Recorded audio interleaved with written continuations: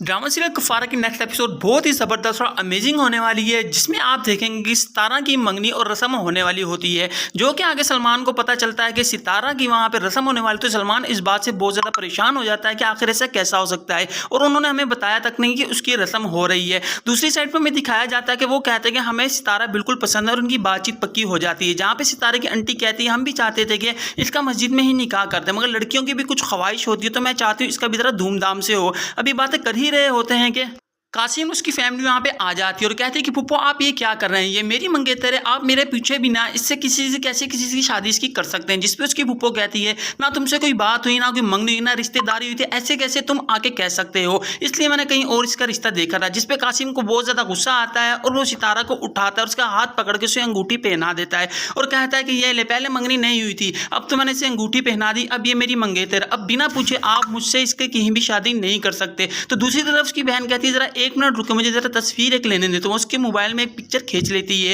ये एक पिक्चर किस चक्कर में खींचती है और क्या सबूत रखना चाहती है, इस चीज़ का तो आपको एपिसोड देख के पता चलेगा। वो उनकी एक पिक्चर ले लेती है। दूसरी साइड पे सारे मेहमान दंग रह जाते हैं कि कासिम ने ये क्या कर दिया। सब वहाँ से उठ के जाने लगते हैं। तो जो पड़ोसन रिश्ता करवाती है, उस पड़ोसन से वो लड़के वाले पूछते हैं कि आखिर तुम हमारे किस घर में ले आई, जिसका पहले ही चक्कर चल रहा था यहाँ पे। तो उस औरत को वो कहती है कि मुझे नहीं पता था यहाँ पे जितने पत्थर उठाओगे उतने ही नीचे से आशिक निकलेंगे। वो सितारा की यहाँ पे खड़े होकर बुराइयां कर रहे थे कि पीछे से उसका भाई आता है और कहता है कि मेरी बहन के बारे में ऐसी कोई गलत बात नहीं करो। जिसपे उसे वो कहते हैं कि तुम्हारी बहन ऐसी थी तो तभी ऐसा सब कुछ हुआ कि कोई और आके उसे यहाँ पे अंगूठी पहना गया और तुम्हें और हमें पता तक नहीं। जिसपे वो चुप करके वहां से चला जाता है। दूसरी तरफ हमें दिखाया जाता है कि निम्मी की मॉम उस लड़के कासिम की मॉम को कह रही होती है कि तुमने ये क्या कर दिया, तुम्हें सब कुछ पता है वो लड़की कैसी है, फिर भी तुमने वहां पे रिश्ता पक्का कर दिया, उसके खिलाफ कितनी साजिशें हुई हैं। जिसपे वो कहती है कि निम्मी अपनी मॉम को बताओ कि उसके खिलाफ कौन साजिशें कर रहा है, वो कैसी लड़की और कैसी लड़की नहीं है। जिसपे निम्मी की मॉम बहुत ज़्यादा परेशान हो जाती है और कहती है कि ऐसा निम्मी ने क्या कर दिया जो आप निम्मी को ऐसा कह रही हैं। तो कासिम की मॉम कहती है